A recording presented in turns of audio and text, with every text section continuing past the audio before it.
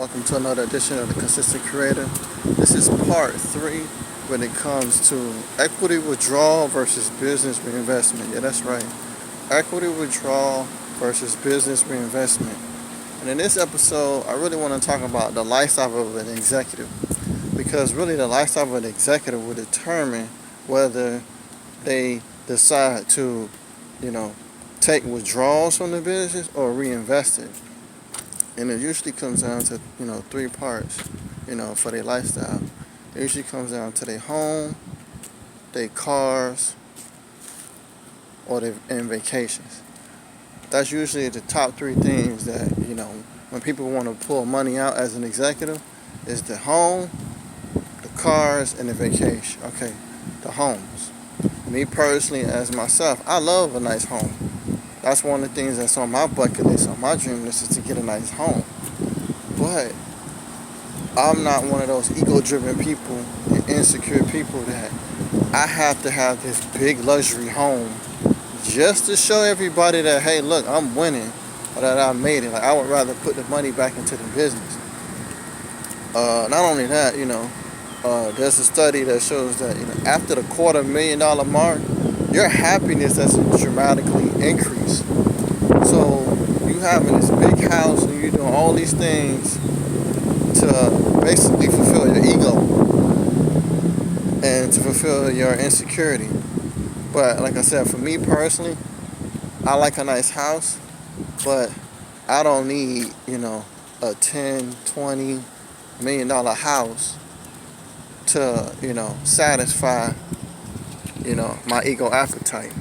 But like I said, depending on the house and when you want to get the house, that'll determine on whether you decide to, hey, look, there's this $5 million house that I want to buy. I'm going to take out this withdrawal from the company just so I can get this house, because I want to be able to show others that, hey, look, I am winning and that I am a success.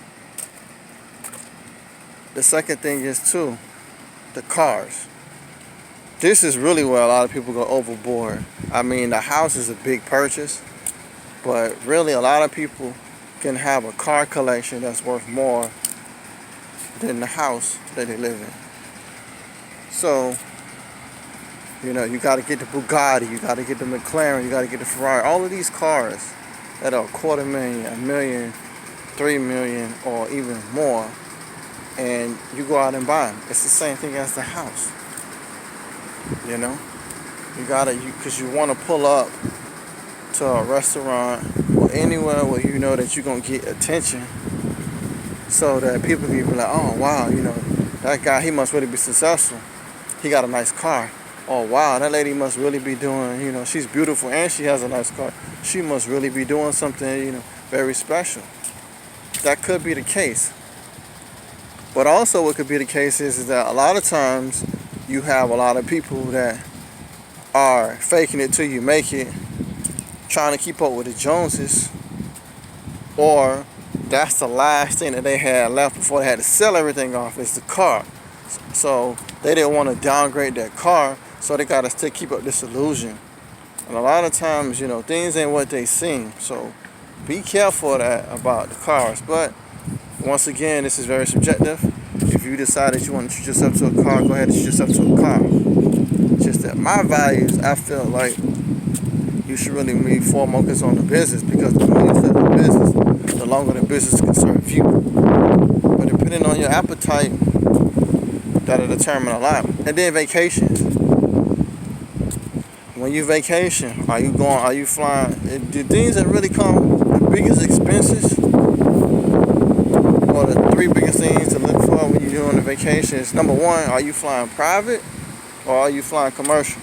Of course, if you're flying private, that's more of an expense. Then, on top of that, where are you going? Where in the world are you going? That takes a huge consideration as well. And then the last one is, how long are you staying? So it's whether you're flying private or commercial, where are you going, and then how long you staying. That'll determine a huge amount of money that you will need in order to experience that. So, like I said, those are the three areas in regards to, from an executive standpoint, on when people decide, or what criteria they're using when they decide to, hey, either take money out or they decide that they want to reinvest in the business. Now, for me, I would want to be in the. I would want to kind of negotiate that in the sense that I won't just be one or the other. So I won't want to be a person that just says, well, hey, I'm just gonna put everything back into the business and just let it grow even further. Or I'm not gonna be somebody that says, well, you know what? I've been hard work. I deserve to treat myself, so let me just go all out and buy whatever I want to buy. I would, take things into consideration and use moderation.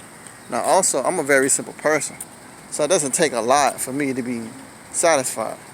So, like I said, I don't have to have the biggest house. I don't have to have the best car, and I don't have to take the most elaborate vacations. So, that's just my perspective. I would like to know what you guys think about part 3 of should you, when you should take money out, when you should reinvest in the business, when it comes to being an executive or a founder or entrepreneur, and the business has become successful. Thank you for watching. I look forward to seeing another video. Simmons out.